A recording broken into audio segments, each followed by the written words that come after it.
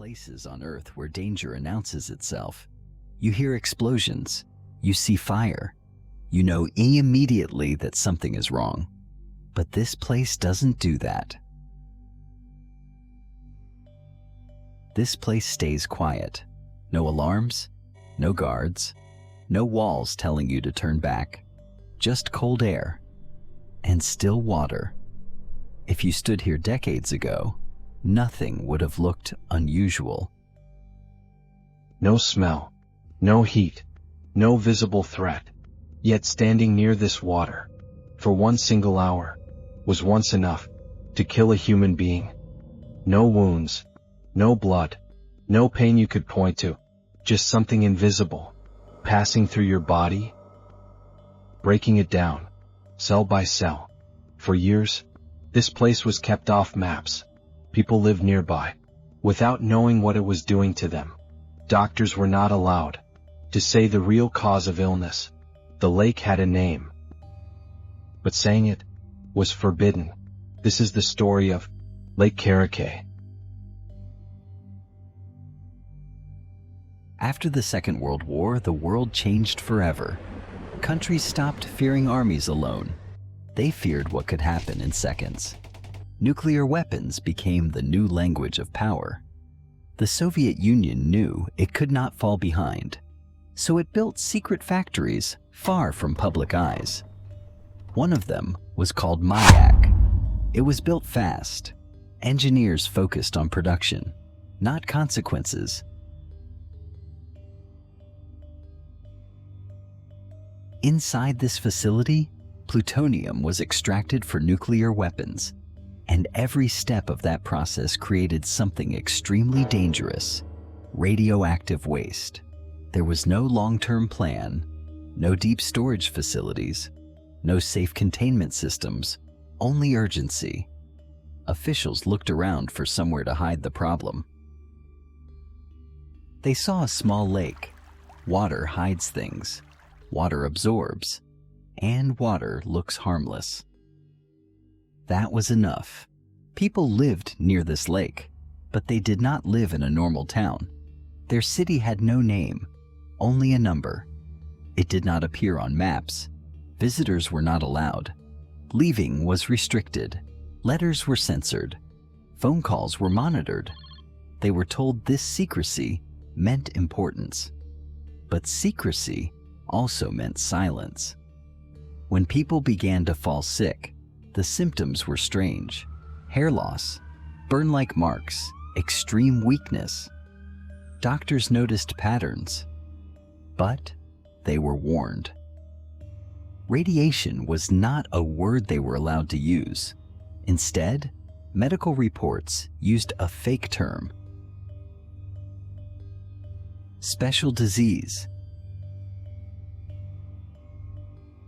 Families accepted it, because asking questions was dangerous too. Meanwhile, the lake continued to fill. As years passed, scientists began measuring radiation near the lake.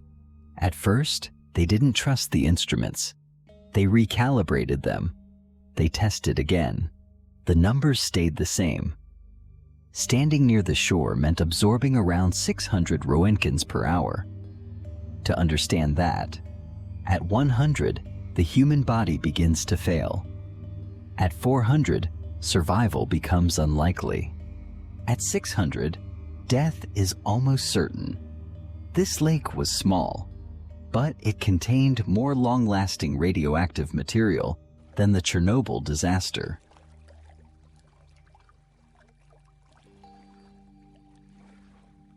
The water itself had become a weapon, and still, the lake remained uncovered. For a long time, people believed the danger stayed in the water. They were wrong. Radiation does not stay in one place. It moves, slowly, silently. It seeps into soil. It enters rivers. It travels through food. Nearby rivers, especially the Techa, began carrying contamination downstream. Villages depended on this water. They drank it. They washed in it. Children played along its banks. No one warned them. Entire families received dangerous lifetime doses without ever seeing the lake. The poison traveled for them. In 1968, nature made everything worse. A severe drought hit the region. The lake began to dry. Water disappeared. What remained was not land. It was radioactive mud, sediment filled with particles too small to see. Then the wind came. One strong windstorm lifted that dust into the air. The lake stopped being a place. It became a cloud. That cloud drifted over villages and farmland. Scientists later estimated that nearly 500,000 people were exposed. There were no alarms, no evacuations. People just got sick, and most never knew why. The lake became so dangerous that even scientists struggled to approach it. Exposure limits were reached within minutes. Instruments failed. Very few photographs exist from the most contaminated years, not because they didn't want to document it, because being there was life-threatening. Internal reports showed fear, not panic, fear. Another drought could repeat the disaster. Another storm could spread poison again. The lake was unpredictable, and unpredictability is the enemy of control. Officials finally accepted the truth.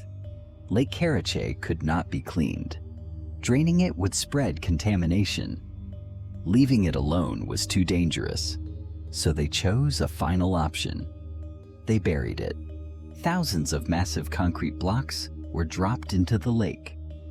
Then layers of rock, then soil, year after year. It took decades. By 2016, Lake Karachay no longer existed as a lake. It became a sealed surface, a nuclear grave hidden beneath the ground.